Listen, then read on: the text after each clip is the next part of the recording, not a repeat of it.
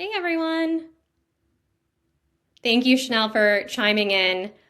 Looks like we've got about 40 people and that number is rising. So we're just going to give it a couple of more minutes to get started. Hey, Rami. All right, I'm in. I'm glad you made it. Yeah, and we are already recording, so we're good to go whenever you are. Awesome, awesome. Okay. All right, it looks like we've already got 40 people here. Wonderful. So everybody, welcome to our first workshop. Um, if there are technical difficulties or if things go wrong, please be patient with us. This is our first actual workshop, so it is being recorded.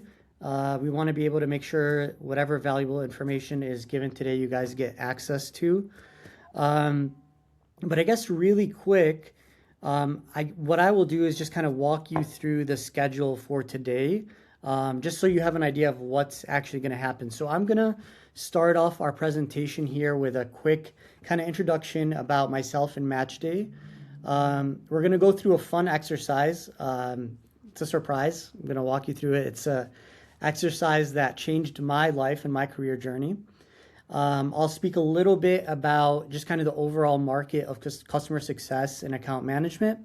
And then I'm going to hand it off to Jenny to walk you through the actual workshop. From there, I'll take the mic again and actually walk you through like the do's and don'ts of how to actually make the career pivot. And then for those of you who are not existing Match Day fellows, if you're interested, I will also talk a little bit about the fellowship and what that looks like. So um, I guess I will kick it off here. By the way, this is the most nervous I've ever been in a long time. Like, I don't remember the last time I was this nervous to get on and do a presentation, but I think I was more so just nervous that everything was going to work properly, which luckily it looks like it has. So, um, can everybody see my screen okay?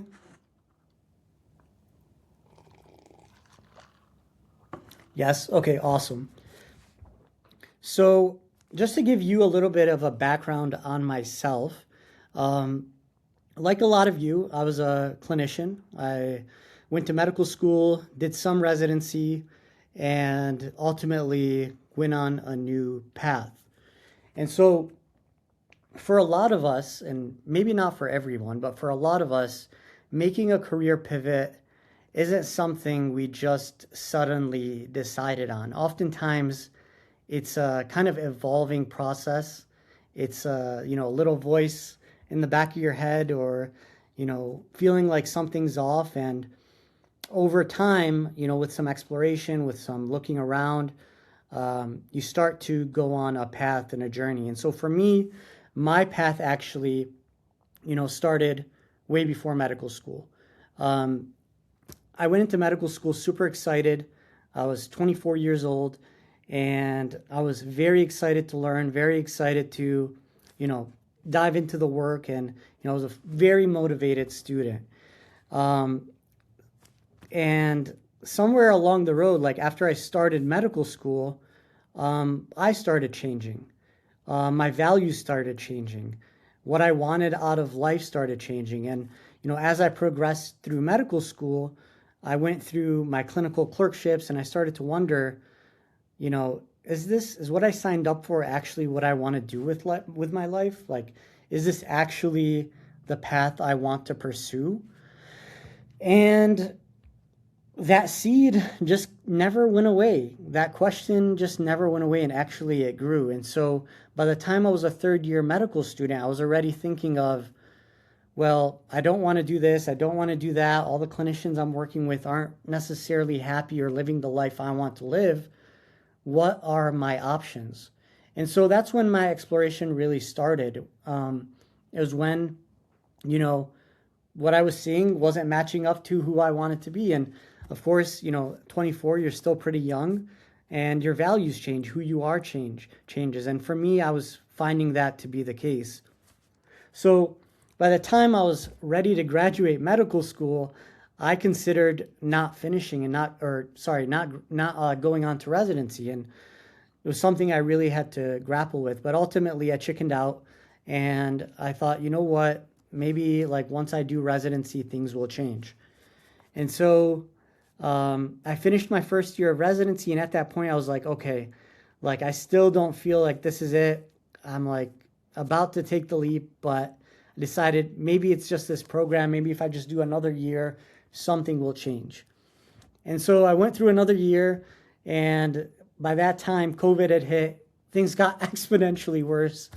And that was when I really knew for sure that if I keep going down this path, I'm going to be extremely unhappy.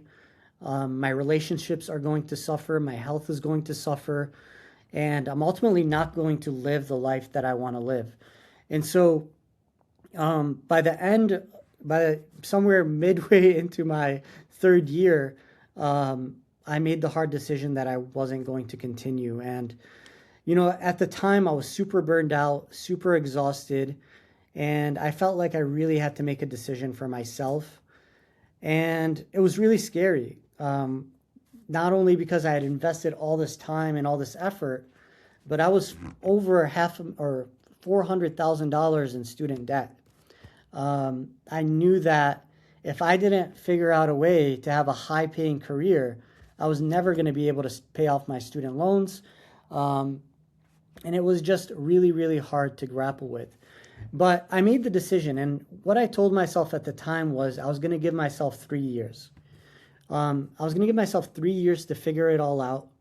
And if something didn't work out within 3 years, I would just go back to residency. And, you know, if I had to start over, I would start over. And if not, then, we'll figure it out. And the main reason I did that was because a lot of my friends were getting ready to go into like their cardiology fellowships or GI fellowships. And I thought, hey, they're spending 3 years, they're taking a pay cut, they're, investing in their future. Why can't I do the same for myself?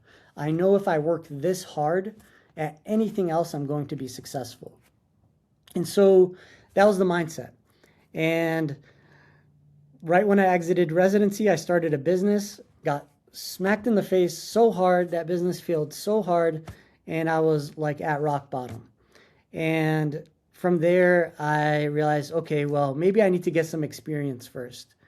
And maybe I just need to go and work in some startups and like really learn the ropes before I go and try to become an entrepreneur.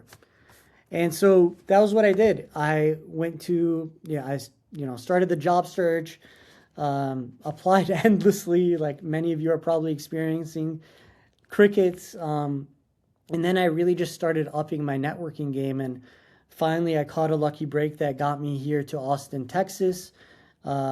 My role was actually called Director of Community. That was my first job in health tech. And so my job was to grow the physician community, grow the brand, be the face of the company. And while that was a fun experience that I learned a lot from, I realized, that's not really what I wanted to be doing. So started looking for my next role. I ended up finding a job in clinical operations. And so I did that for about 8 months. And also, that was a huge learning opportunity. I got to see how a startup operates from the ground up. I got to work directly with the co-founder. I got to see how fundraising is done. I got to see how you build a team and how you grow a team. And so that experience just gave me so much knowledge and so much confidence to think, okay, well, I think I can do this myself. I think I can start something myself. And at the time, I had already been building my podcast, the community, and I was already trying to help other healthcare professionals do what I did, because a lot of my friends and colleagues were like, hey, how did you get into this job? You're not practicing as a doctor. Like, how do I do that? And so what I knew was that it wasn't in like, there were so many gaps that I saw in my own journey that I knew that I had to find a way to communicate to my friends, to my colleagues, to the people that really wanted to make this pivot.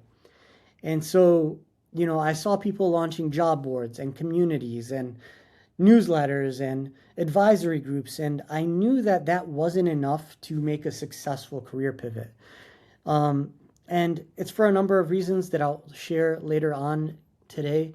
But to sum it all up, there's so many stages that you go through in this transformation, starting with an identity crisis, grief, shame, defeat, rejection, all these things. But on the other side of it, once you figure it out, once you have a clear understanding and a strategy, it actually becomes a lot more simple. And so that's what that's essentially was my mission here at Match Day. I didn't want to just build a job board. I didn't want to just build a community. I wanted to build a results-driven path to going from point A to point B. And that's the end goal. And so we literally have, turned this into a science of how do we get someone from point A to point B successfully. So that's a little bit about my story and how we came to founding Match Day. Maybe I'll put this on present mode, if that's a little better. So I want to now walk you through an exercise that truly changed my life. It's a 10-minute exercise. I'd really love if everyone could join us in this exercise. And it's called the Perfect Day exercise. Maybe some of you have done this before. Maybe you've done this meditation before. But if you really take it serious, if you really just follow me along here, I promise you are going to walk away with something profound, even if it's just from this today. So I'm just going to pause for a second here. If you're not in a quiet space, or if you've got kids running around or anything like that, this is probably a good time to just find a quiet space for yourself so you can really kind of get into the moment and get the benefits out of this. So I'm actually going to pause my camera here and just keep my voice on. All right. I need to get a sip of water because that was a lot. All right. So to start off this session, I'm going to walk you through a journey. And we're going to start it off with a couple deep breaths and just shutting our eyes, just so we can kind of get into a, relaxed state.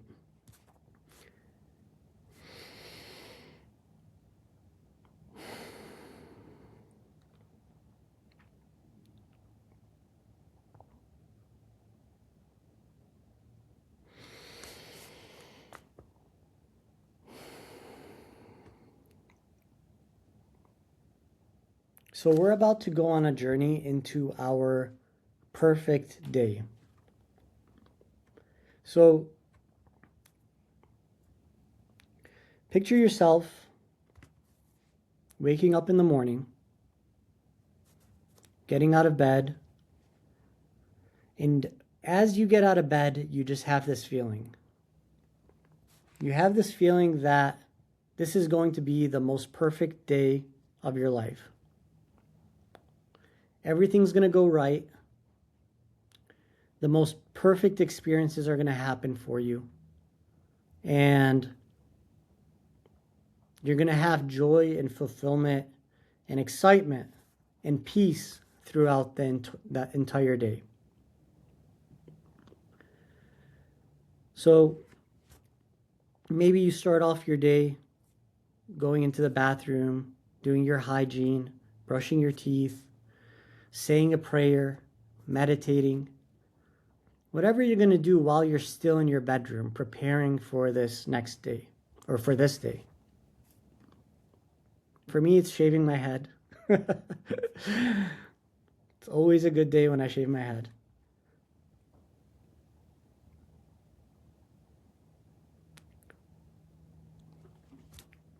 Maybe we're going to sit down and meditate. Maybe we're going to say a prayer. Maybe we're going to do something. Maybe we're going to kiss our spouse.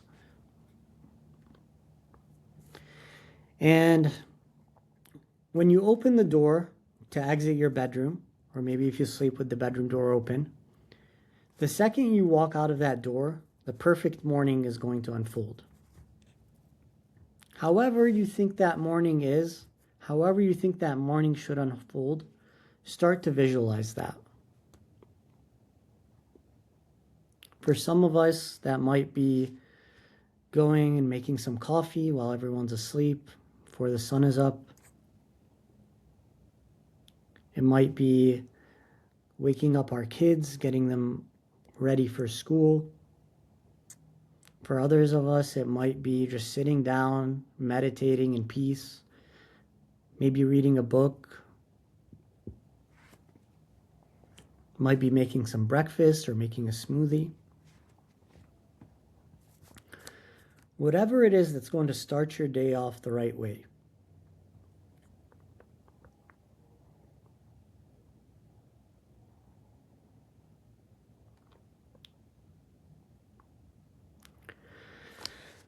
Next thing we're going to do is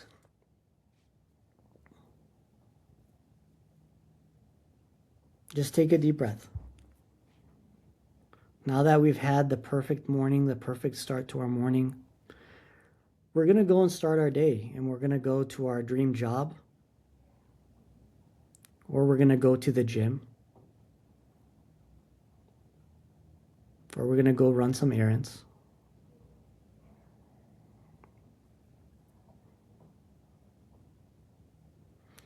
Maybe we ran some errands or went to the gym, but after that, we're going to be heading into work because it's a Tuesday.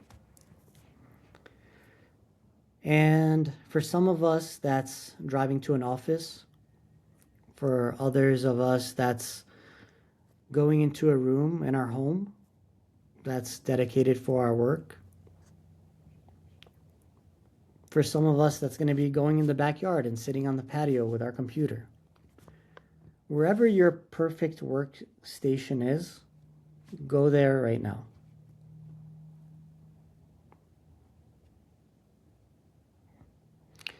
And as you get to work, you're starting your day, you're picturing the perfect day unfolding. What does a perfect work day look like? What are you doing in your perfect work day? Who are you interacting with?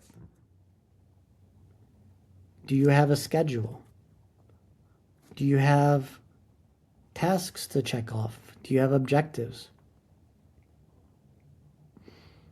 Are you scheduled to meet with a client or scheduled to meet with your team?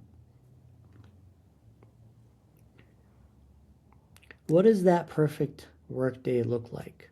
For some of us, it's talking to clients, it's educating, it's teaching people about a product or a service. For others of us, it's working internally with a team, strategizing, working on objectives, hitting goals. For some of us, it's having a sales calendar and closing deals. And for some of us, it's working in operations, managing a team, making sure deadlines are being met. What does that ideal workday look like and feel like? What gets you excited? What makes you happy? What interactions throughout the day are going to bring you joy?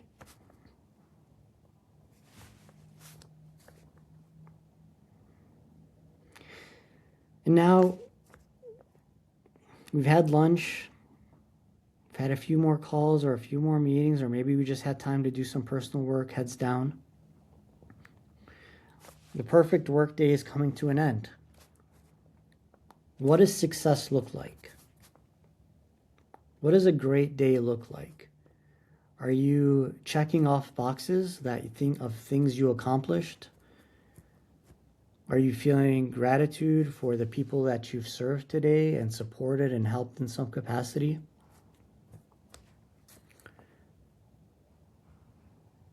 Are you making progress towards a goal that you're working on with your team? What does a successful day look like? It could just be feeling peace, feeling like you're not exhausted, feeling like you have energy to spend time with your family or go to the gym or make yourself a nice meal.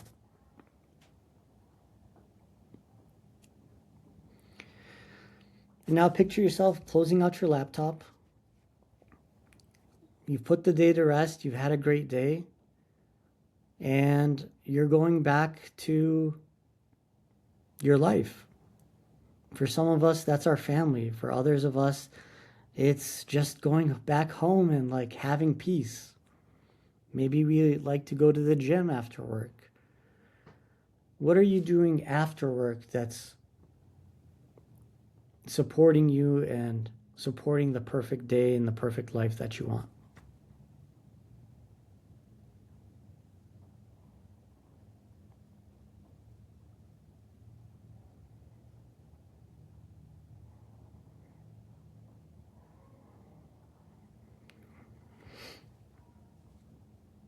Now, the day is coming to a close.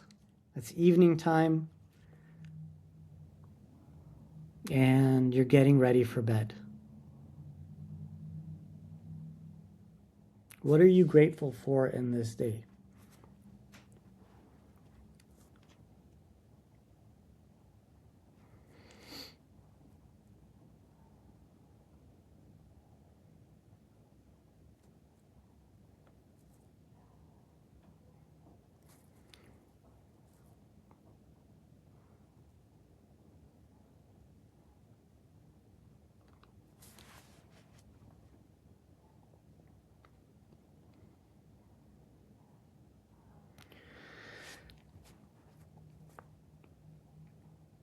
All right.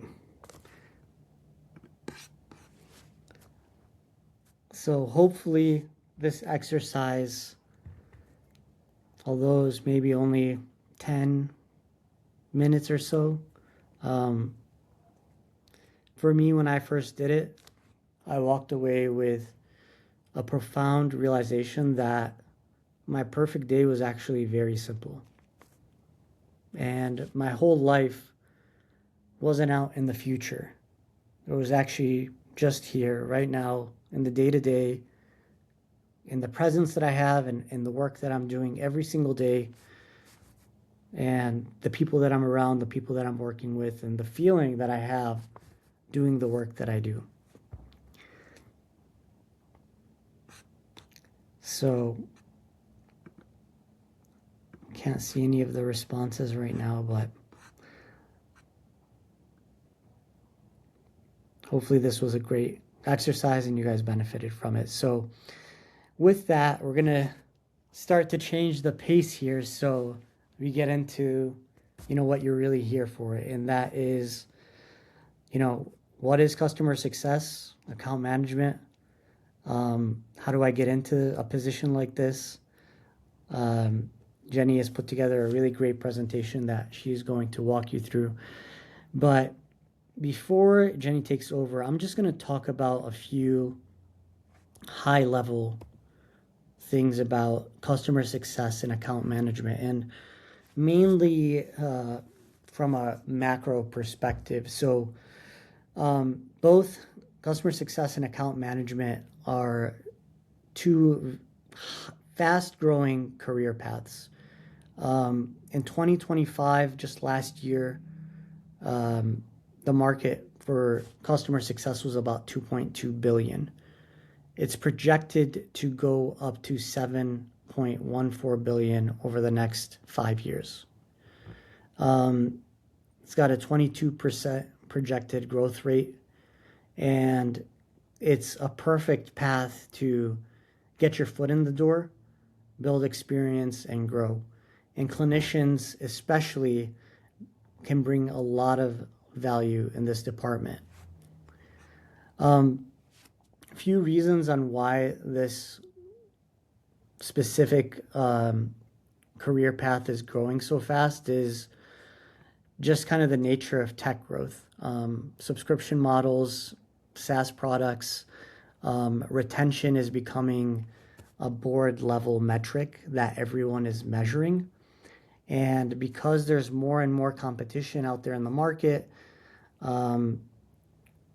it's very important that companies have a great customer experience, and they keep their customers engaged and satisfied with their products.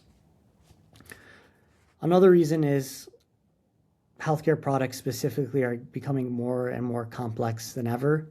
They require onboarding, they require behavior change, workflow integration, and ultimately customers want outcomes, and that's what customer success people support. Couple high-level reasons on why clinicians are a great fit for customer success. It's, of course, all the experience that you have had as a clinician, doing discovery, creating assessments and plans, educating, promoting behavior change. All of these things make clinicians excellent customer success managers. So those are just a couple of the points that I wanted to share. And now I'm going to pass it on to Jenny to give you guys the rest of the presentation. Thanks, Rami. I feel far more relaxed now, getting in my Zen zone before this. So I will shift gears as well as visuals. So I really do want to start by first giving a bit of a rundown of my background. I work here at Matchday to piece it together. I lead the program development alongside Chanel, but I'm also a coach, and my life prior to what I call reverse recruiting as a career coach was being a recruiter in several different capacities, but I mainly focus targeting sales talent, which includes the post-sales realm of customer success management, account management, and I started internally holding more of an HR hat, building teams within my specific company. But then I went to the agency side, which was much more fast-paced, and I was working with several health tech clients at once, help them scale. So over my time in that role, I've come to observe what worked resume interview-wise, and what could be repositioned to get those interviews and get to finals. But I recognize many of you have probably never held a traditional CSM title before. So I want to start at the core first. What is actually customer success? How would I define it in a tech/health tech capacity? And I would say, even outside of the health tech space, customer success at its core is about making sure people who buy the product or service are happy with it. CSMs aren't just a support hotline you call when something breaks, but they're more like strategic partners, proactively helping customers adopt to the product, hit their goals, and ultimately stick around and grow. So a way to think about it in healthcare, your job is not just to perform a procedure, assist a patient. It's to make sure that the patient actually heals, gets back to their quality of life. And customer success works in a similar way. The sale is not the finish line, it's rather what happens after the sale. So the big things CSMs focus on are adoption, the value realization of the product, and retention. And here's the thing, clinicians are already really good at all three of those. I would tie it to relationship management, spotting risk before something becomes a heightened issue, and keeping patients engaged in their own outcomes. So we're just applying those skills in a new capacity. And outside of customer success, as you are sourcing for CSM roles, you will find that there's overlap with account management and traditional sales. On the right, traditional, the title I would use for traditional sales that you'll see in job descriptions is account executive. I like to think of them as the hunters. They are prospecting, cold emailing, cold calling, doing whatever they can to drive interest to ultimately get that contract signed and payment, so that the customer can start using and getting a quality experience through their CSM. So CSMs and account managers, they pick it up from there. They handle the onboarding. I mean, I would actually equate it, for those of you who are already a match day fellow, the experience you had, you met with the enrollment team, you were onboarded. Then it was about ensuring that we are having you have a smooth experience, keep you on with retention, and making sure you get the outcome for what you signed up for. But the nuances between account management and customer success, that's where you'll see there's overlap. I would say most traditionally, you'll observe the account manager positions you apply or perhaps interview for will more so prioritize growth, as in if you have one account, expanding it to a higher tier, equating it to maybe you started with a 3-month subscription and then you're heightening it to a 6-month, and renewals. Account management talent is very much responsible for that. So to piece it together, I wanted to be all the more clear cut with this slide as far as what does a day in the life of a CSM look like. And I usually say it's best suited for those who view themselves as fairly extroverted, being a people person, because a lot of it is customer check-ins, seeing how things are going via regular calls, usually video-based calls, and then monitoring the usage and risk. Who are the clients that maybe dropped the 10,000 for their annual subscription, but stopped really tapping into it after month 3? CSMs are responsible for keeping those customers engaged. Cross-functional coordination. I mean, CSMs I always refer to as the voice of the customer inside the company. So they're always sharing with leadership, program development, what could be improved, what are customers liking, what are they not, to fill in the holes. And it also translates to training, the education and enablement. It's a lot of training customers on new features that ultimately launch often when it comes to a health tech product, as well as escalation management. Ultimately, a CSM will get a customer who hits bumps in the road, so being that support system as that occurs. So again, to connect the dots to a clinical role, you're monitoring the patients for changes in condition. You've coordinated across departments, whether it be from the physician to the nursing to the pharma or social work team, and you educated patients and families on what was happening and what comes next. So you've managed escalations in real time, and that will cross over very well to interview storytelling. But metrics are a key component of being a CSM, and I wanted to cover that because these terms that you see here will come up in the job descriptions you read, but also in conversations. It's just a matter of connecting those dots to your clinical experiences. So you will often hear of the term churn, which really means ensuring that customers aren't canceling. You may have a subscription to Netflix and Hulu. You're not using Hulu. The CSMs, I'm sure they have a massive team ensuring that they're holding as many customers as possible. Same goes for the many health tech products that are out there. So I won't take the time to manually go in the weeds for each of these terms, but I think with this recording, it's good for you to have a snapshot as you'll ultimately be reading in the weeds. But NPS, I will say that's a big one. To go back to that slide, NPS refers to Net Promoter Score.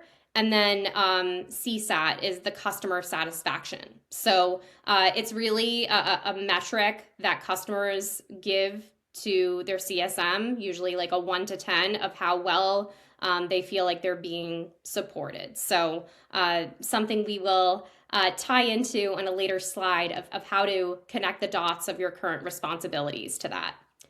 But breaking in without CS experience. Of course, I wanted to touch on that because you're like, okay, I'm learning about what a CS does, but how the heck will I get a CSM role without never having been a traditional CSM? So the truth is, healthcare to CS, and my experience as a recruiter and my recruiting colleagues, it's a very well recognized transition pathway. It's not really outside of the box for someone in a clinical capacity coming to work for a clinical tech-based product. And I found that the talent I interviewed and placed who did actually work with patients, the audience that the product is serving, did much.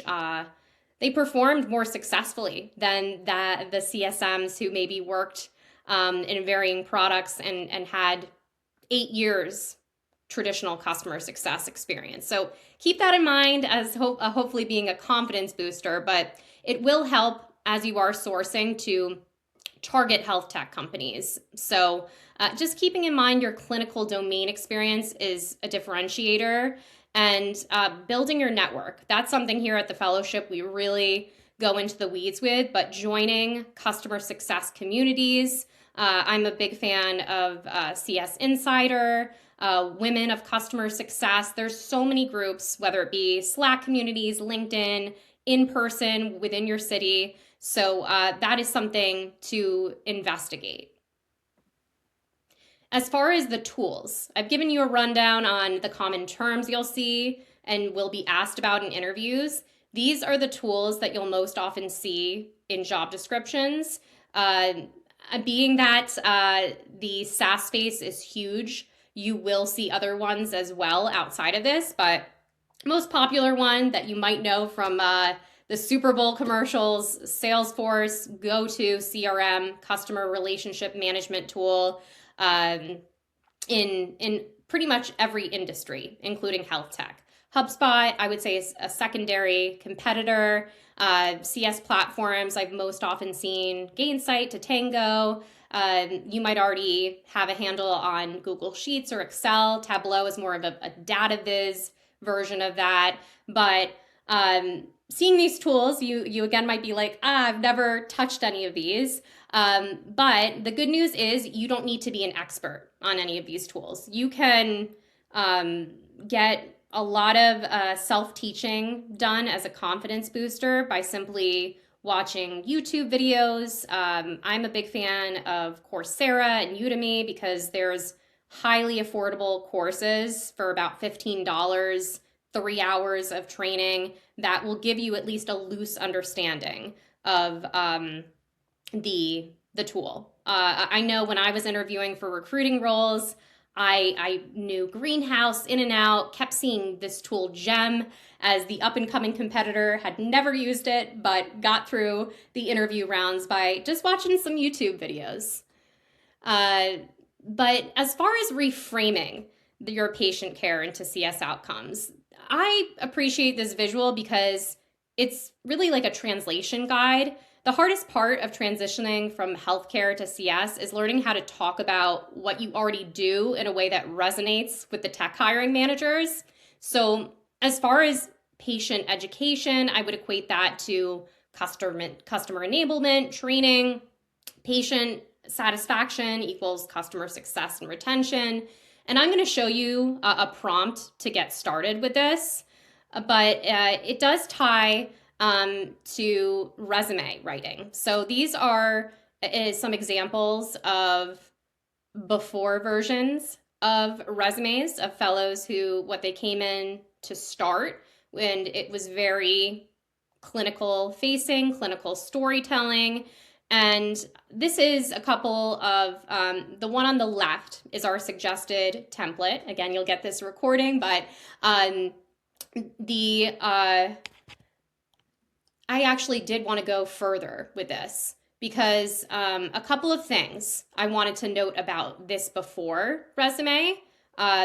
This actually is a current fellow who's now getting CSM interviews, but initially she was very much representing what you would expect, all of her NICU nursing experience. But some challenges about this: it's not ATS compatible. Application tracking systems hate boxes. They don't like colors. It's hard for them to decipher the information. And what is ideal? We have a couple of suggested templates here, but this one is great as well. It's got the summary at top that really addresses the pivot. It's got skills that include the top keywords of what they know, but also what is common within CSM keyword scanning.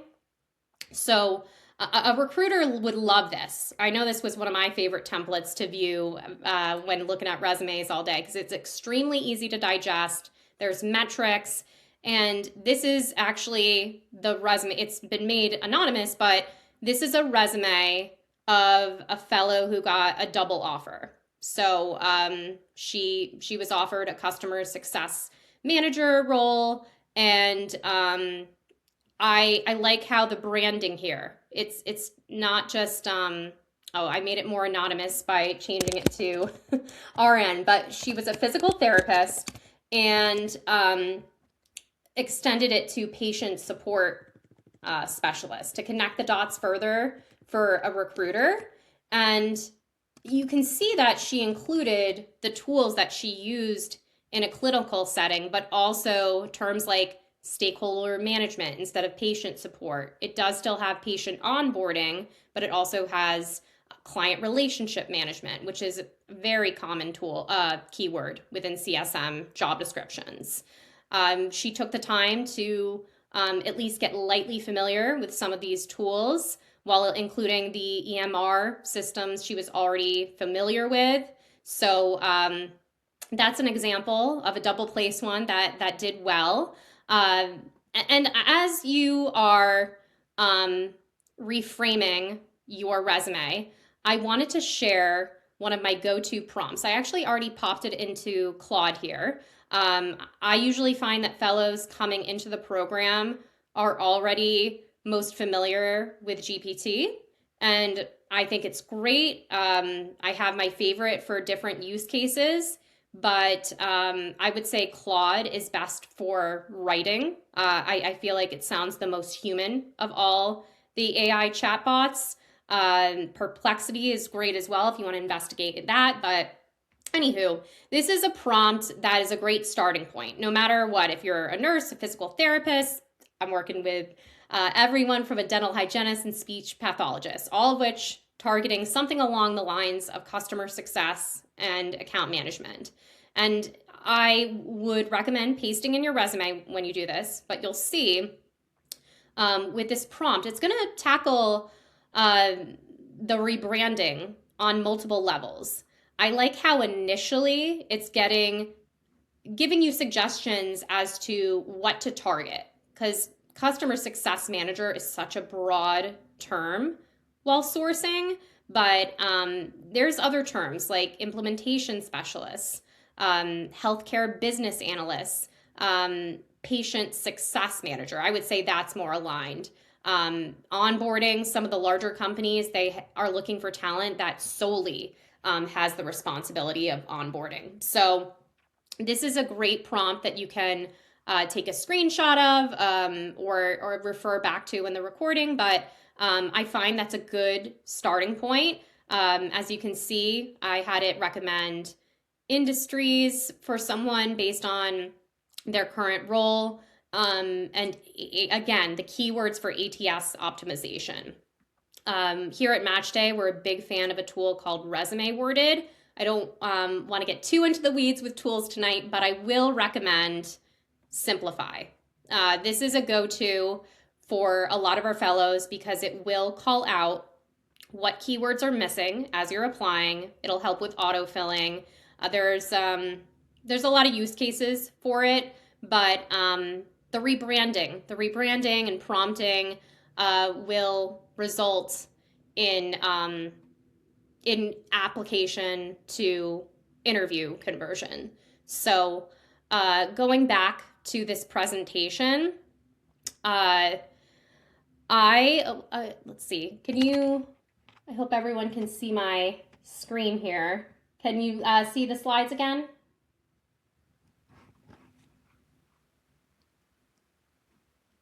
No, I don't Let's think we're see. seeing the slides now. Okay, let me go back to because there's more content here. I was um, going to tie this to before and after to piece it together. So when it Let me comes see your to screen now, Jenny. Yep.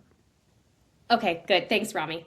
I know I've been hopping around. So um, as far as the translation, I wanted to call out the difference. And again, I'm taking this from an actual fellow, what they came in with, the translation, and now the outcome that is resulting in interviews.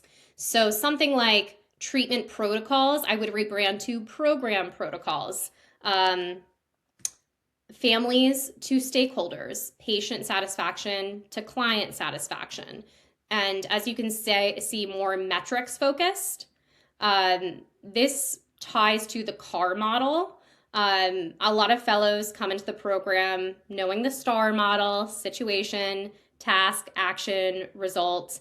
And I prefer the CAR model because it will make it more easy in your flow of your talk tracks as you're meeting with the recruiter, to the hiring manager, to the VP. You'll see as you're going through the motions of an interview pipeline, it's best to formulate your thoughts in this way. And I do have an interview response framework that has been very helpful for a lot of my fellows. Breaking it down more concisely, because as helpful as GPT and Claude and everything else these days that can help give you ideas, I like documenting it to the point, to common questions. Things like, tell me about a significant challenge you faced. What's a recent project? And you can adapt it to a clinical setting. But these are some very common questions that you can put into that format, which should help. But this is an example that will help piece it together. When I was on screener calls, oftentimes back to back, scoping out CSM talent, I would often get a statement like this to a question, like very to the point, and it's good to be somewhat concise. But as you can see, the before versus the after, it includes some numbers. It's more details on the stakeholders. It's got, as I listed here, the problem, the proactive owner, the collaboration, and the measurable results, encompassing that CAR model.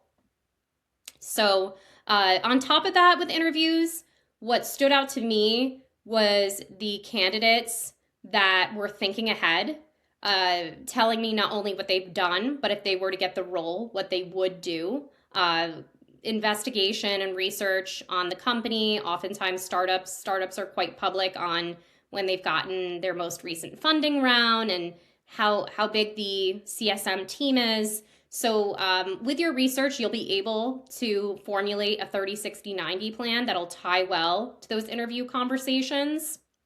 But ultimately, what I want you to keep in mind as these two anchor thoughts is, you're not starting over, but rather translating. Everything you've built in your clinical career, from the patient relationships to the crisis management, cross-functional collaboration, I could go on and on. That's real, transferable, and valuable experience. It's just a matter of reframing it appropriately and knowing that healthcare skills are highly valued, especially for health tech companies. So the empathy that you've developed for your patients, your ability to explain a complex diagnosis to patients who are maybe facing anxiety, handling those escalation situations. I could go on and on, but that's really what stood out to me the most when engaging with and placing healthcare talent. And I will say the healthcare candidates that ultimately got placed in my roles, they're thriving. They've moved on to customer success leadership positions. So uh, just something to keep in mind as you're beginning the journey of pivoting. So we're going to definitely take time for Q&A, but for now I'm going to pass it back to Rami. Awesome. Wonderful presentation. Thank you, Jenny.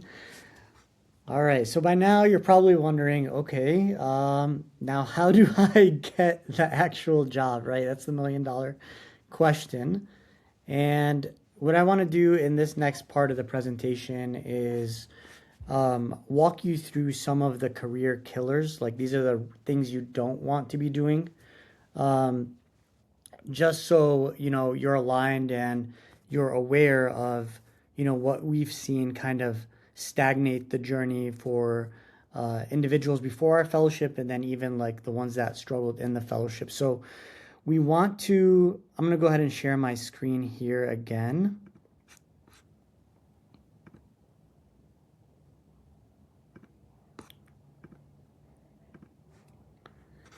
All right. Hopefully you can see my screen over here. So,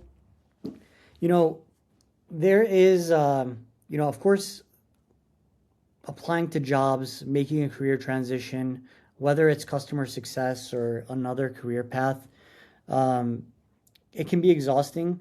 Some of you are, a lot of you here are at different stages of your transition. Some of you have been applying actively for months. Maybe you haven't been getting interviews or landing offers.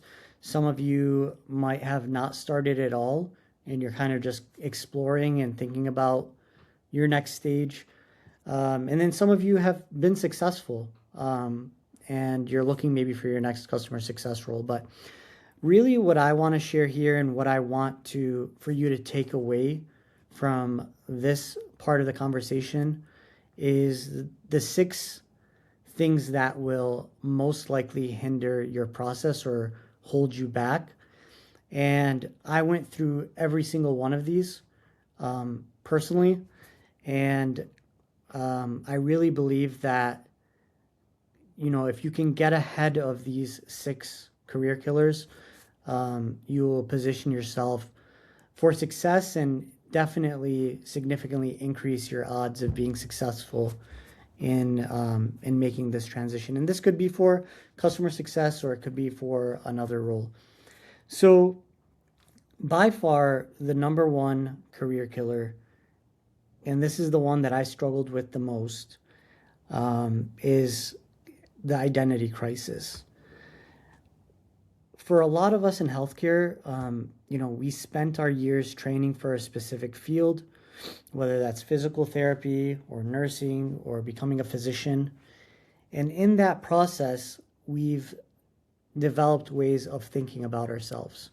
We gained value in how we presented ourselves. We carry our titles in a certain way.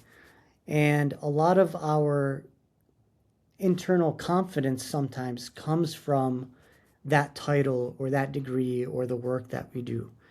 And so a lot of the times what happens when you shift towards another career, there's an internal struggle that happens. There's an identity crisis.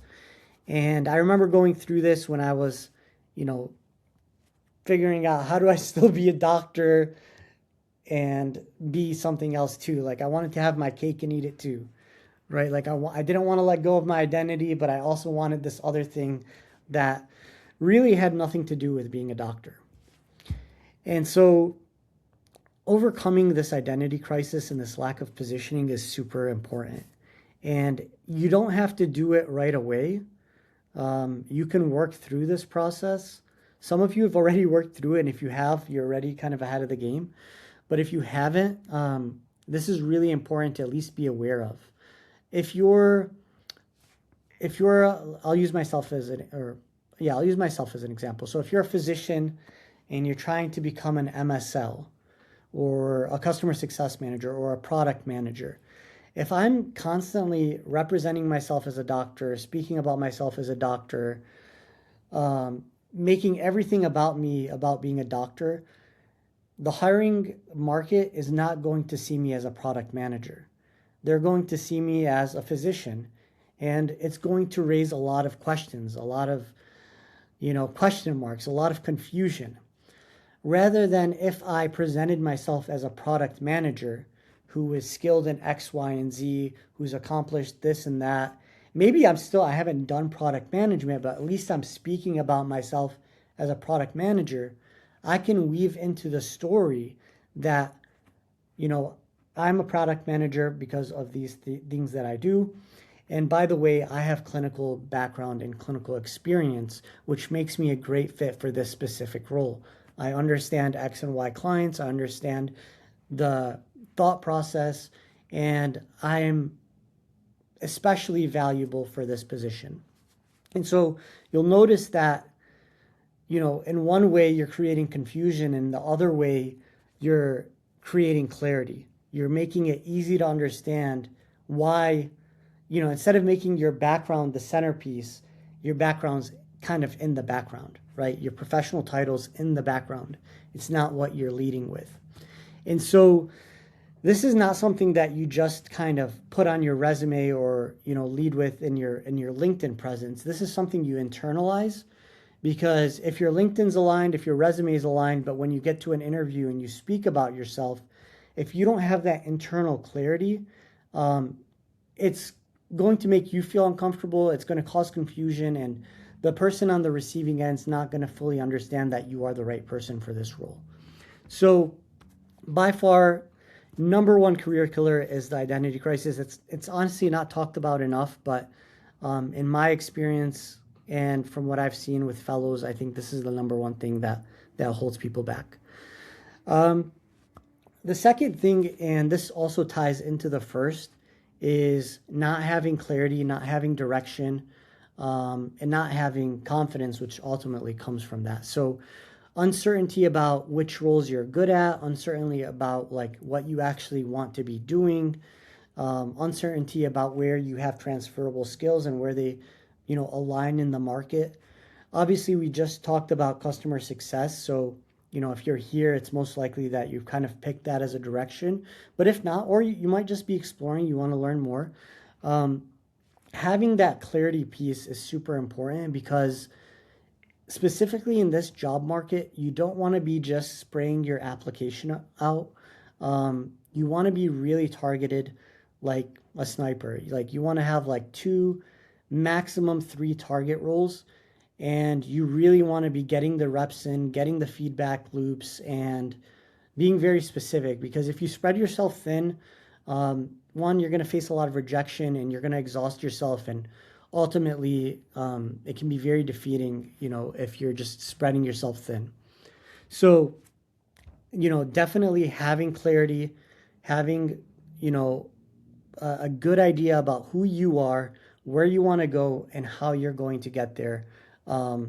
Having a roadmap for that is a very important piece. So doing that upfront work will set you up for success. The third career killer, and this is also one I really struggled with, is lone wolf syndrome. I like this term because it encompasses the strategy that I initially took, which was I'm competent. I can do this all on my own. I can figure it out by myself. I don't need support. And I'll just eventually figure it out.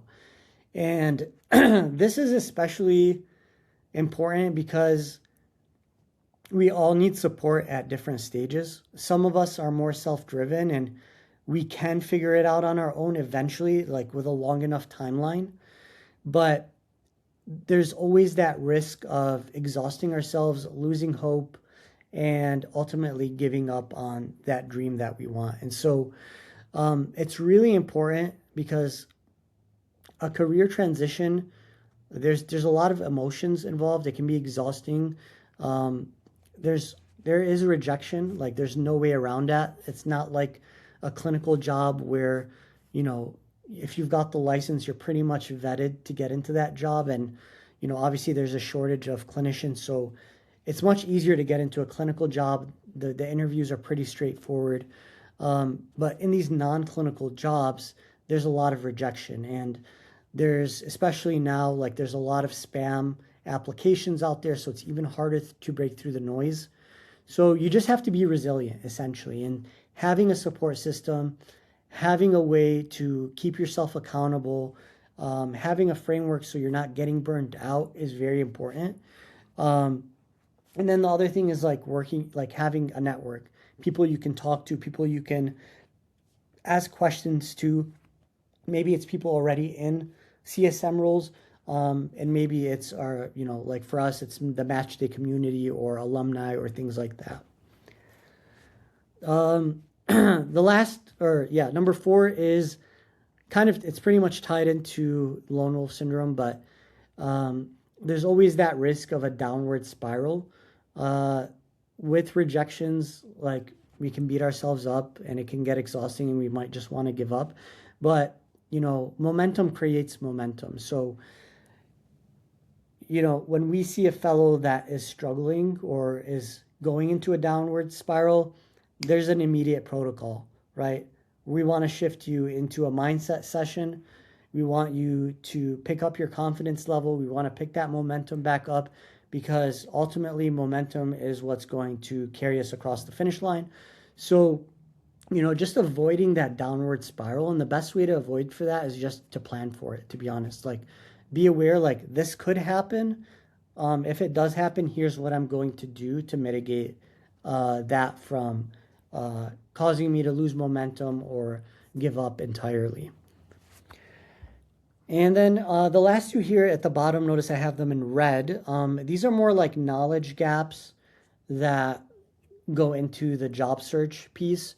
So not having like structured guidance, not getting feedback loops. Like if you're just doing something over and over again and you're not getting the feedback, that can kill your chances of being successful, because there's most likely something wrong. It could be that you're getting filtered out of ATS. It could be that something you're saying is triggering a red flag. It could be that your interview, like something is going wrong in there and there's a red flag. You want to have those feedback loops and often a sounding board to, cross-check what you think is happening is actually what's happening. There's also, I would add accountability into this as well, making sure there's a structured process for being held accountable, because, like I said, this is a game of numbers and also momentum. And then the last piece, which is kind of the knowledge and skills gap. So knowing how to speak the language of business, knowing how to speak confidently about the metrics you're discussing, knowing how to talk about the metrics that are important to the team and the hiring manager. It's really important that in this process you kind of get yourself up to speed in the business language.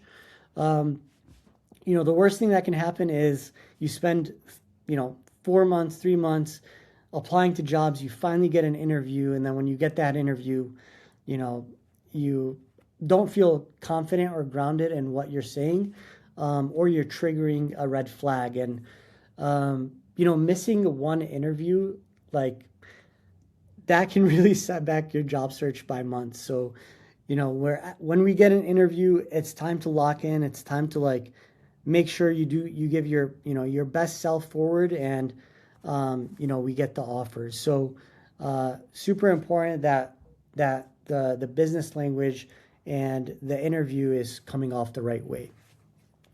So I'm going to pause there and just stop sharing my screen for a second. I know that this is a lot to digest. Some of you might be feeling some anxiety. Some of you might be feeling hopeful. But the idea here is that hopefully you gain some, value from seeing the presentation Jenny did on the customer success. We are going to be sharing those prompts with you so you have them, and you can refer back to this at any point. And my part of the presentation here is kind of just like a reality check, right? I want all 64 of you that are on this call here to be successful. My personal mission, and this is something like I really live by, I have it in my bio on my LinkedIn, but I truly believe that one of the best things that I can do is help people live a more fulfilling life, live that perfect day that you just experienced in the visualization that we did earlier today. I know that like clinical jobs can be a lot. They're exhausting. They can be tough on our families. They can be tough on, our well-being. And, some people are really happy in those clinical jobs, and we need clinicians. But I also believe that every person deserves to live a fulfilling life. And when you are whole, when you feel fulfilled, when you feel like you're contributing in a meaningful way, just like I'm showing up today, energized, excited, like hopeful, wanting to like contribute to everybody, I want everyone to have that feeling. I want everyone to be able to show up like that. And truly, like when that is the case, we show up better for our families, we show up better for our communities, we show up better for the people closest to us. And that's really important to me because that creates ripple effects. And it just builds truly a better world. That's my belief. And so I want everybody to be successful. I don't want to sell anyone a fake dream that's not possible. Everything we discussed here is possible. We've seen it happen over 100 times in our fellowship. We see people landing jobs faster and faster now because this process is a little bit more refined. And wherever we can support you, we want to do that. So I'll kind of leave it here for you to decide, if you want to stay for the rest of this presentation. I am going to, and this is for people that aren't necessarily fellows, because if you're fellows, you've probably already seen this from Essie. But for those of you that are not in our program or fellows currently, I will walk through the 4 pillars of the Match Day Fellowship. And if you want to stick around, see that presentation, I will have a promotional gift for everyone here that stuck around and watched the video. So that's totally up to you. And maybe we'll take like a 5-minute or maybe like a 2-minute break just so we can all like get up and stretch, feel a little bit better, and then jump right into the fellowship conversation. So if you're on board with that, just give us a thumbs up in the chat or a yes or something if you want to stick around. That way I have a good idea of, who wants to stay and listen.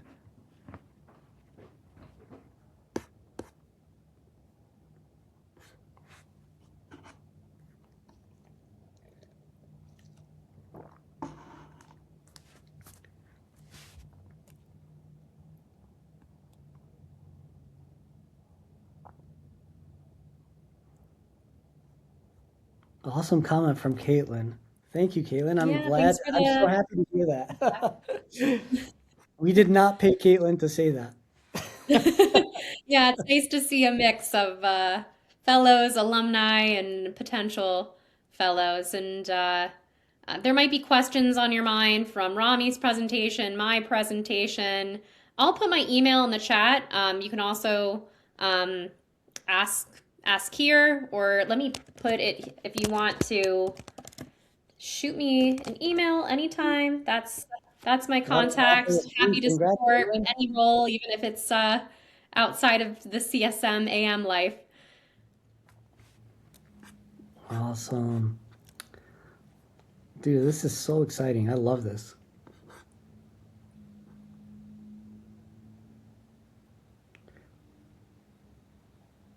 Yes, momentum is what it's all about. Margaret, we are going to get you across that finish line. I'm going to make it my mission. All right. So here's what we're going to do. I'm going to share my screen again, and I will pop back into my presentation.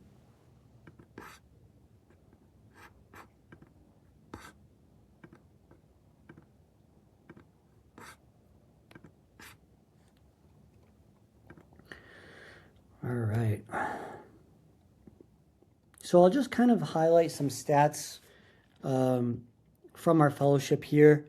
So this is our Q4 2025 report, and just kind of going over some numbers from our most recent fellows who have placed. So 17 placed in Q4. 88% of our fellows that placed in that quarter are out of patient care. 76% are in a remote or hybrid role now. Average satisfaction rating is 4.84. The average new salary, and I actually was like thrilled by this, $112,000. Incredible. And the average time to placement for our fellows has been 88 days. So in my opinion, really good stats. We try to, do these every quarter, so we're able to, make sure that we're hitting the mark and, making sure that our fellows are super successful. So I want to talk about kind of our operating system and what we do that's different. Because we have been doing this now for around 2 years, this process has been getting refined over and over again. Even the fellowship that we started with, 6 months ago or a year ago, today looks very different. And a lot of that is because we have a tight feedback loop. Both Chanel, number one, who's our incredible program director. Many of you will meet with Chanel if you work with us, has just done a fantastic job of compiling the best strategies that are working with each coach, implementing them into our system, making sure our other coaches are up to speed, and using what works and doubling down on that. And so having Jenny now part of our team in charge of program development, this is something that's just like accelerating our system and our progress. And so, Jenny was just sharing with me yesterday, I don't remember specifically what it was, Jenny, but one of our coaches had been doing something differently that was just driving fantastic results. And so we took that information and now we're, teaching all of the rest of our coaches how to implement that strategy and use it for the rest of our fellows. So this has been a system that's been constantly refined. And because we have now, I believe, 15 or 16 coaches, we are constantly getting the best of the best tools, systems, approaches, strategies, so that our fellows are, not spinning their wheels, but they're using the most effective and efficient means to land a job. So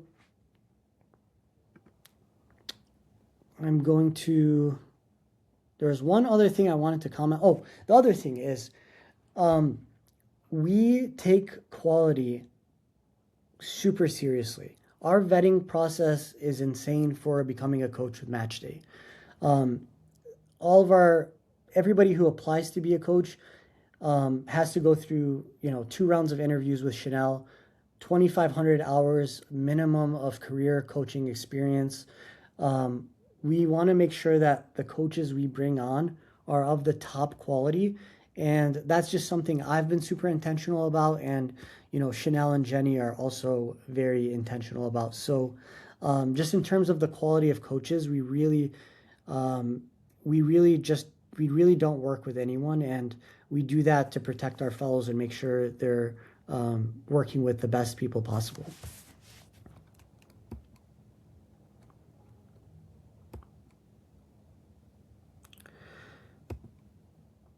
So I'm going to jump into the fellowship here because, well, I guess I also want to talk about this. One of the other things that differentiates what we do here at Matchday is the network advantage.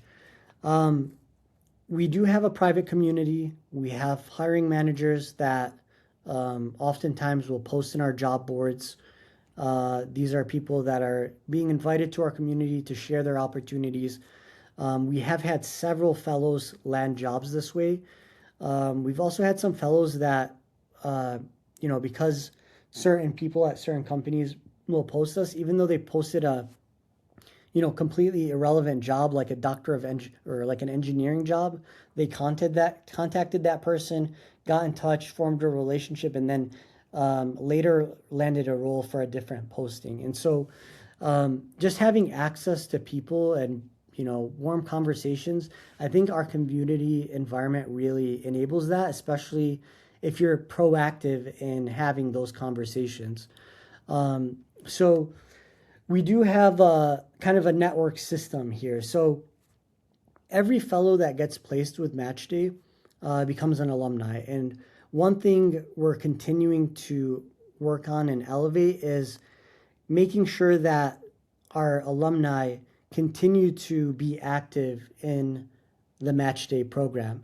And so that means, when they're at a new company or at a new job, when there's an opening or when there's a new posting, they can share that with our community, and they can be a resource for other fellows who are coming through and maybe wanting to break in. And so that network effect of fellows, like I imagine a day where we have 1,000 alumni, 1,000 fellow graduates at all these different companies where our new fellows can, access them and, have like a camaraderie that, that's basically made to support each other and open doors. And that's something I really believe in, and we're continuing to work on that. And we're just kind of starting to see those network effects happen. Obviously, the bigger the network grows, the more that becomes, the more the opportunities grow. The other thing here is our coaching network. That number should be 15 or 16. I don't know why our AI made it 30, but we have 15 or 16 coaches. Jenny, please correct me on that number. But our coaches work together to support each other. And so that means, when we have a fellow that's looking at a role and maybe one of our other coaches works at that company, we want to be able to open those doors whenever they are possible. And sometimes, Dory might know someone at this company, or Rena might know someone at that company. We might request a connection request. So those things happen as well. And then we do have a partner network. We do have some partners that come to us when they are looking for a job. And although these things are not as common with the partner network, they're still available, and we have had fellows placed this way. So there is a network advantage to being part of the Match Day ecosystem. So those are some high-level things about Match Day, just kind of like what makes us unique and a little bit different. And I also want to be able to monitor the chat here.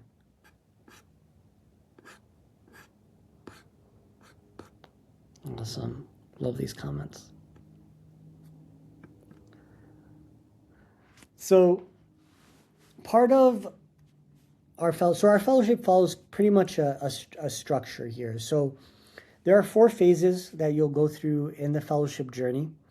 The first phase will obviously address the first 2 career killers: identity crisis, lack of clarity, lack of positioning. So in this first phase, you'll go through onboarding. You will go through coach matching. So that means we are going to do an in-depth analysis with you to understand your background, your goals, X, Y, and Z, and then we are going to match you with the coach that we believe is best suited for you. And so from there, the goal will be to build that clarity. So building a clarity roadmap, understanding who you are, what your skills are, what your transferable skills are, and then what opportunities in the market match up to that. You'll work on your transferable skills, how to speak about them, how to present them, how to word them for your resume and for your LinkedIn, and then ultimately walking away with a target shortlist. So in my opinion, this is probably the most important piece of the fellowship, just walking away with that clarity. Some people start with just already having clarity, so they don't need as much work on this, and then we jump into a second piece of the fellowship. Phase 2 is confidence. So this is, at this point you have created clarity, you have have your transferable skills, know how to speak about them, know how to position them. And now it's about, building your assets, your LinkedIn, your brand, your story, creating a narrative that works so that when you're speaking about yourself, everything is kind of matching up. So like one thing I think sometimes isn't so obvious is like you have a LinkedIn, you have a resume, and then you have you, right? You want to make sure that all three of those things are aligned and they're telling the same story. And then, of course, all the assets like the ATS optimization, and then the job search mastery piece that is part of this. So all of these things add up together to build confidence so that you feel accountable, you feel like you're heading down the right path, you're making progress every week, and ultimately you're learning how to do this on your own. I think that's one of the most important pieces of the journey is you don't have to come back to match day after you do this once. Like you learn the skills, you know how to position yourself, you know how to apply, and this is something that's going to continue to serve you for the rest of your career. And it's really about the learning piece. And Chanel and Jenny like really emphasize this in the program. It's like we don't want to just do the work for you. We want to teach you how to do this and how it works so you can do it for yourself for the rest of your career.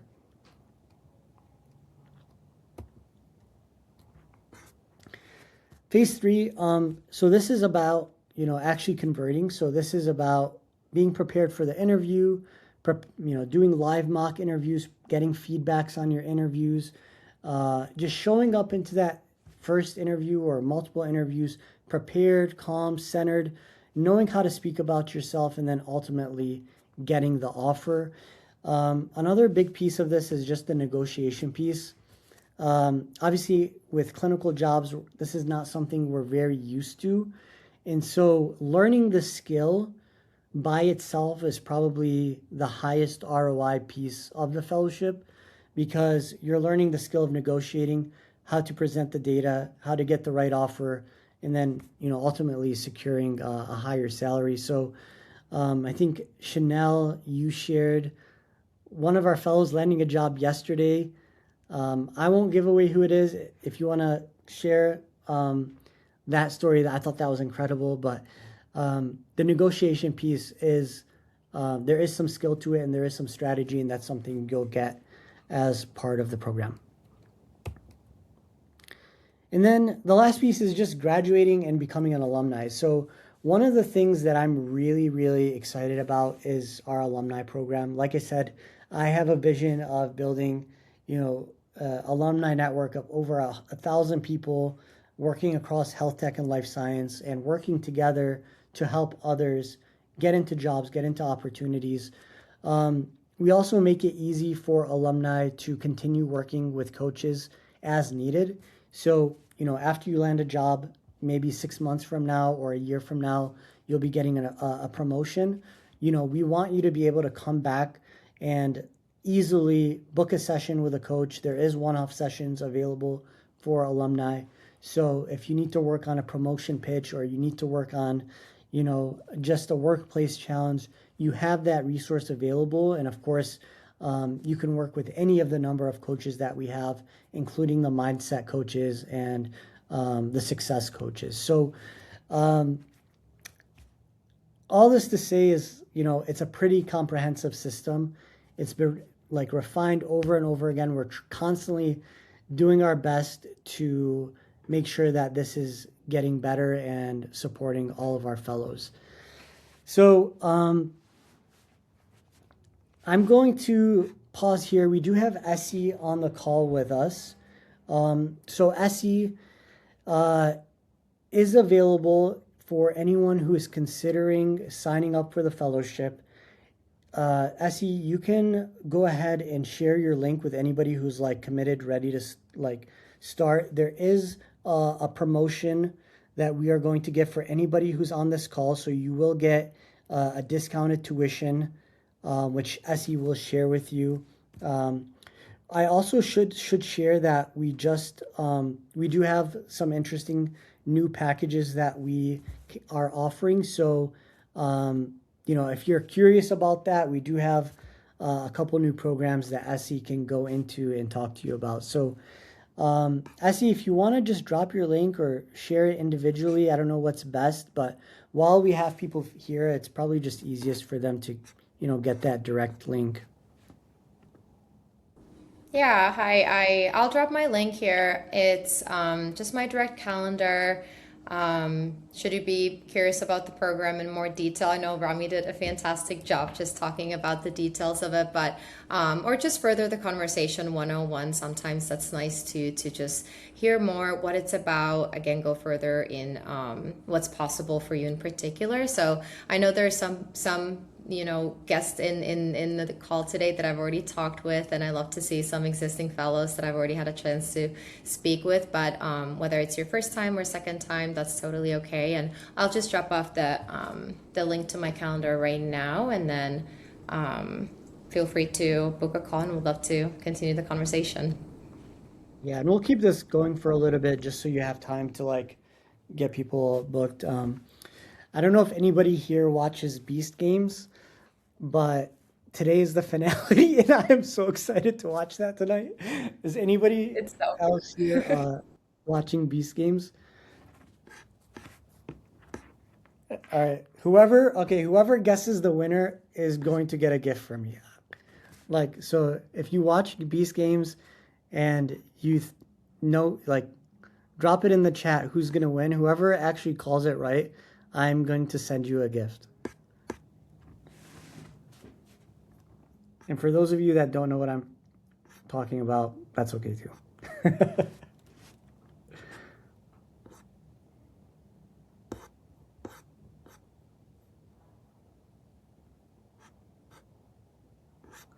Tyler, okay. I think it's going to be Monica. Is it Monica? That's her name. Yeah, I think it's going to be Monica.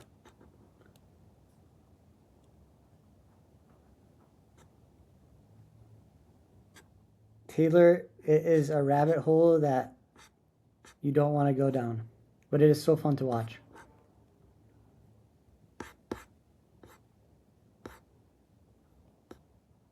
So basically, it's Mr. Beast who is doing a competition where the prize is $5 million, and it's just a lot of fun. There's like you learn a lot about human behavior. I think that's what's most interesting about it is like there's just so much human behavior to be learned from watching people go through these exercises.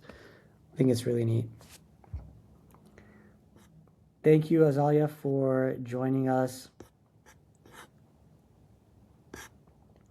And by the way, I really enjoyed this, and I think we'll probably be doing more of these workshops. I'm thinking the next one we'll do, and we'll have to talk with some of our other coaches, but I think product management is another presentation that we can potentially do in the future. Program management's another one that I think will be really helpful. But if you all have any suggestions on other workshops you'd like to see, please feel free to share them in the chats here.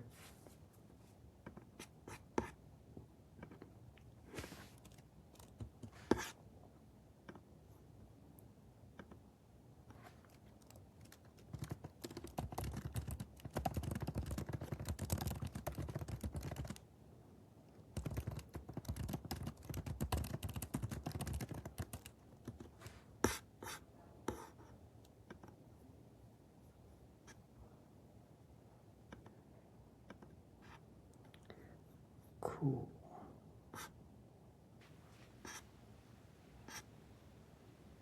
Thank you, Taylor. Thank you, Stephen. Okay, how to build your network and the best approaches. Okay. Yeah, I could certainly see that being of interest. It can be a job search topic as well. I know I lightly touched upon the CAR model for interviewing and resume writing, but if maybe you want a more thorough workshop tied to a job search tactic, definitely pop that into the chat as well. Definitely. And I'm just going through and reading some of the comments. Yes, I was seeing Chanel's comment. Paul, let's set up a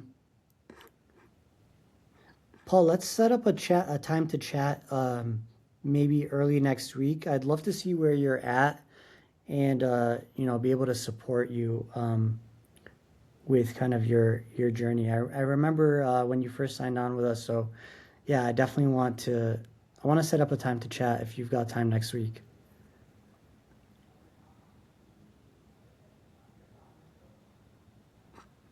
Cool.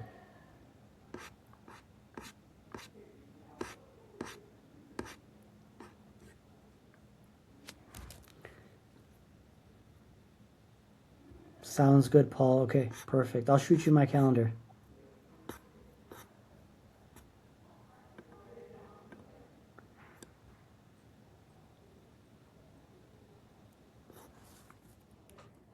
And by the way, if you have other questions while we're here, like just feel free to drop them in the chat here while we're still on, and we can, answer those questions. Has everyone that wants to book a chat, has everyone booked with you, Essie?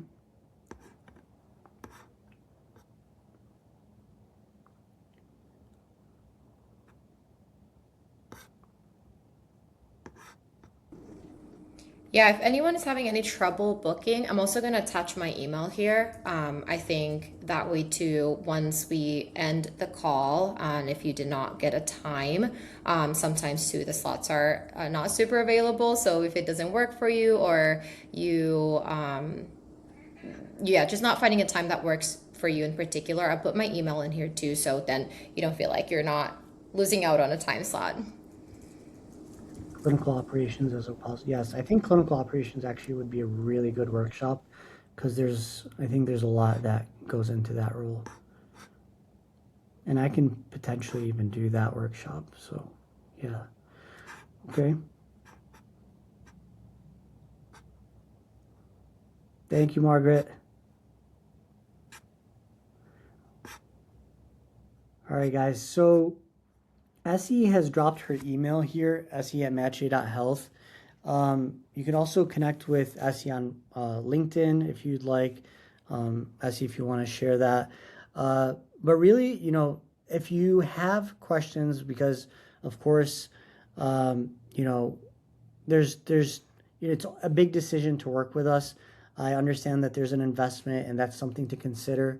So if you have any specific questions about that, Essie can walk you through what options you do. And honestly, like if there's anyone that just is really needs the support, really wants to do this, but can't swing it, like we want to work with you and we'll do whatever we can to support you. So if that's what's hanging you up, book the call with Essie, and I'll make sure anyone who's on this call will do whatever we can to make it possible to get started with us. So yeah. If you have any questions, if there's anything that you're on the fence about, you can jump on that call with Essie and she'll be able to, support you through any of those questions you have. With that said, I think we are going to call it a night. It's already 8:07 p.m. here Central Time, 9 o'clock. I'm sure, Jenny, you want to get to bed. So we'll wrap it up. Very much enjoyed this, though. Yeah, this was really fun. I appreciate you all for coming on and joining us. I'm actually really pleased with how many people showed up. I think we had 60 or so people, and we still have a lot of you here, which is awesome. So thanks so much for joining us. Thank you for spending the night with us. And honestly, like this is kind of a little community for us. Like maybe we should be doing this a little bit more because, just to get together, chat, talk about what's happening in health tech and career pivots. I think this is something we're going to do more on a monthly basis. So we'll see you guys hopefully on the next one for those of you that want to join us, and have a great night, everybody. Have a good one. Bye, everyone. Bye, everyone.